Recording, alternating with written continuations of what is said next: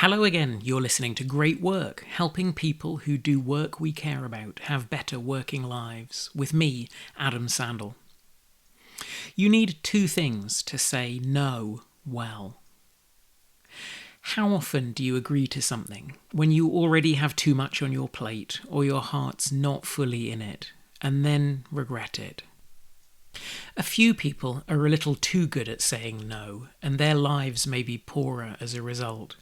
But for most of us, including me, our sense of duty and good manners makes a diplomatic no so guilt-ridden that we say yes to things around which we should be navigating a country mile in a hazmat suit.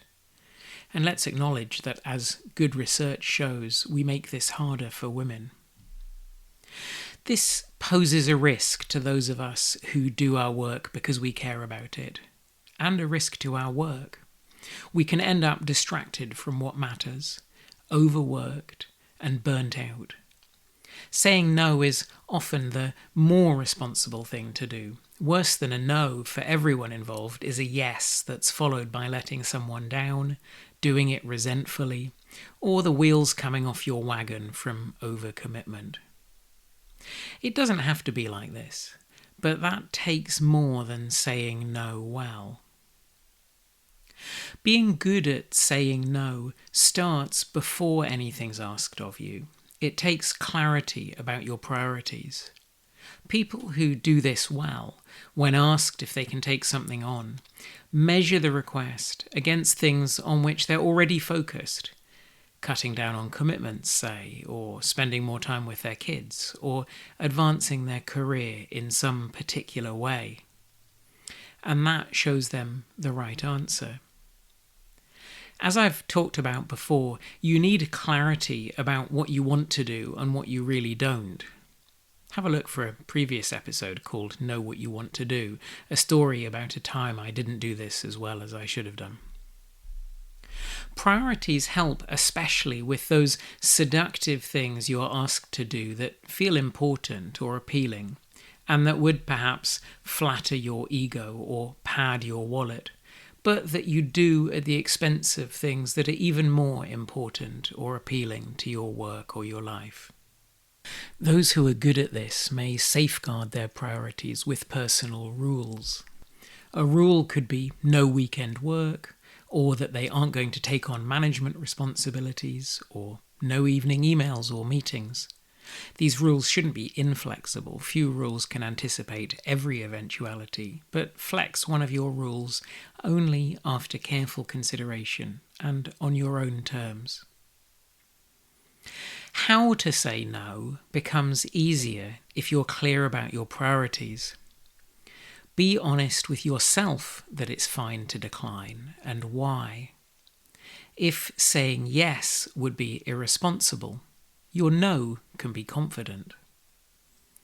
And when we say no, research shows people are much less likely than we think they are to judge us negatively, to be offended, or to withhold future opportunities.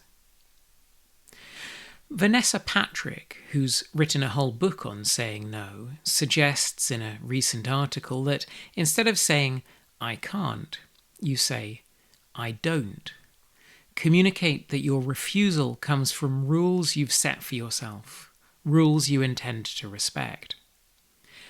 "I don't" may sound a little pompous in some circumstances, but there are situations it suits. Don't hedge.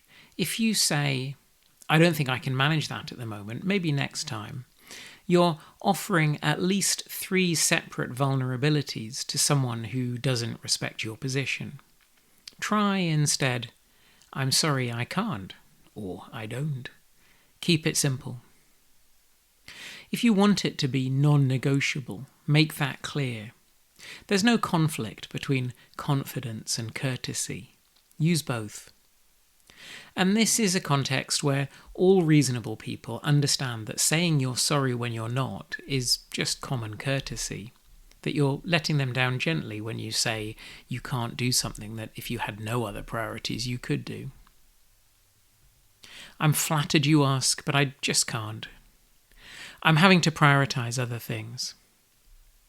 Afraid I have too much on already. I'm trying to break my habit of overcommitting, and this would be an overcommitment.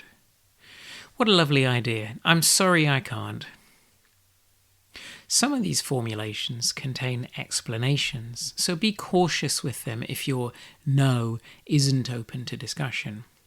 Often, what's best is a friendly but assured no thanks or sorry I can't. And then remind yourself you've chosen respect for your work, your colleagues, and your life. And now focus on what matters most. If you're getting this via a podcast app, you may have missed my last edition, which was a short talk I gave at a conference about 3 core great work ideas. If you'd like to see that, it's a video that didn't get pushed to the podcast apps.